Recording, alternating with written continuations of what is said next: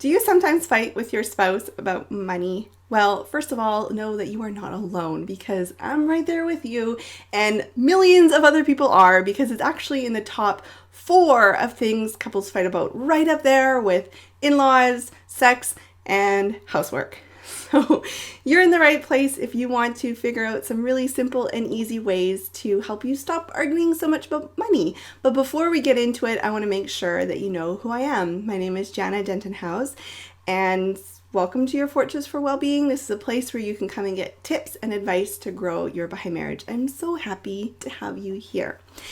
So I'd like to start off just giving you a little history of our experience in the department of money, because as some of you might know, I got married when I was 17 and my husband was 23. I was in fact still in high school when we got married.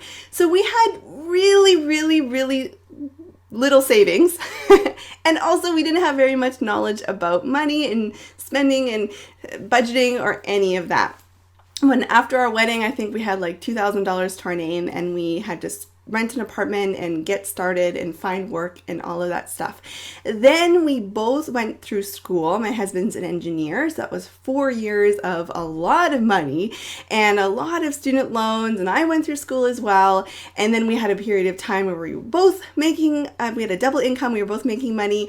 That was a short period of time, but during that time we had a lot of fun, but we didn't really do a lot of thinking about the future, if you know what I mean. And then we went through a period of time where I was at home with the kids and we had a single income, and now we're kind of coming into a new phase right now. So we've had a lot of experience in our 15 years together. So it was actually really hard for me to narrow down just 2 little tips. And although there's lots of little aspects about money that are really important and lots of stuff that we've sorted out to do with budgeting, how to keep a budget, these are just kind of more simpler. I wanted to give you something more manageable that you could do right away and not feel like, oh, I've got to do a budget. I know it's kind of like eating, greens. It's like, yeah, okay, we know we got to eat healthy, but like, who's got the time for that, right? So here are my top 2 tips. Tip number 1, see what ways you can value and appreciate your spouse's spending style. What I find is that in a couple, you usually have 2 different types. You have the spender and you have the saver. Now, what's funny about me is that, in fact, when I was young and with my brother, he was definitely the saver and I was the spender. But then when I got married, it changed and I became the saver and my husband became the spender. Now I want to make a little brief note about these words. They are not meant to judge or criticize in any way at all. In fact, quite the opposite. And I know society does say that the spender maybe is not as good as the saver, but I'm not saying that, and you'll see in a minute. But before I do that, I just want to share that typically we judge each other, right? That's human nature. So the spender will judge the saver as being kind of frugal and not very generous and uptight and not very fun. And the saver will judge the spender as being immature with money, not responsible, not thinking about the future, not as good as them. You get what I'm saying? And so it's really important, because we already know we have these biases against, somebody who's not doing what we are doing because we feel like we're doing the right thing all the time, is to really value and appreciate what you see in your spouse.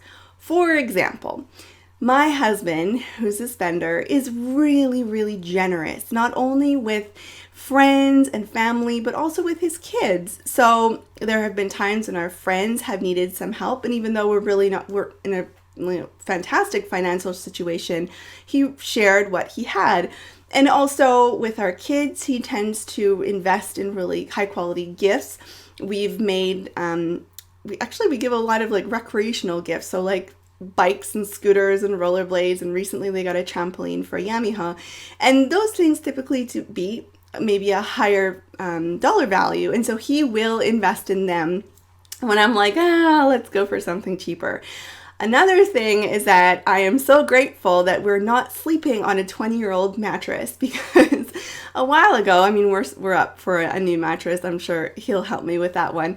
but we were in school and we had little money and we got a tax return, and he was like, you know what, we need a mattress, and he went out and bought one.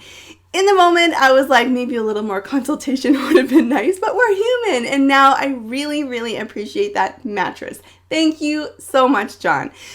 And another thing that I really appreciate about my husband is that we get to go on little mini vacations and getaways, whereas I would typically not spend that money. I'd want to save it for something, a little bit more serious, like a down payment on a house. But we've gone on some really fantastic, quite affordable little trips here and there, like one night to a hotel or a camping trip or something like that. So I really appreciate that he makes that a priority, whereas, maybe I wouldn't have done that. And I meant to actually call up my husband and be like, what do you appreciate about me as a saver? But I never got around to it. So that's my first tip. Appreciate what your spouse brings to the table with their spending style. Tip number 2 is when you make a budget, and if you want me to share the background, behind the scenes, exactly how we've made a budget and how we stick to it, post in the comments below, because I'd actually really like to do a video like that. It'd be really fun, but only if you want to see it. So when you make a budget and when you're keeping your budget, make sure that you have an allowance for both partners. This is really more for the spender because for them, money will represent freedom. And actually for the saver, money represents like safety. So if you are fighting about money, that's a little bonus tip. It's never about money. It's usually about one of these two things: freedom and independence, and safety and security. So that helps you be able to communicate a little bit better and maybe not criticize so much, but just be able to share, like, I'm really not feeling safe in this situation. All right, back to my second tip. Make sure that both of you have an allowance that you can spend. This is money. It doesn't matter if it's even like $10 or $5 a week. It's something that you're not held accountable for. You can spend it on whatever you want. If you want to save it up and buy something frivolous like a fancy designer handbag, or if you just prefer to use that money for like coffee runs, maybe that's something that you really value. This is money you don't have to consult about or your spouse doesn't have to know about. This helps, like I mentioned, the spender feel free with their money and independent. And it also gives the saver some kind of security as well, knowing that the spender has this allotment of money and they're going to use it and not dip into the other pool of money. This is really for couples who have decided to put their money in a pool and have one bank account, which is what we do. But if you don't do that, if you have separate bank accounts, that's fine too. It's just about what really works for you as a couple. I hope that this blog post has given you some practical tips to get started, and so you don't feel overwhelmed by having to create a budget and all that. But again, if you do want to see the behind the scenes look into how we really do create a budget and keep it every month, post in the comments below. I'd love to share that with you. So have a fantastic day. I will see you in a week. And as always, I love to hear who's on the other side of this camera. So if you want to just hit reply and send me an email, I'd really love to hear from you, Jenna@yourfortressforwellbeing.com.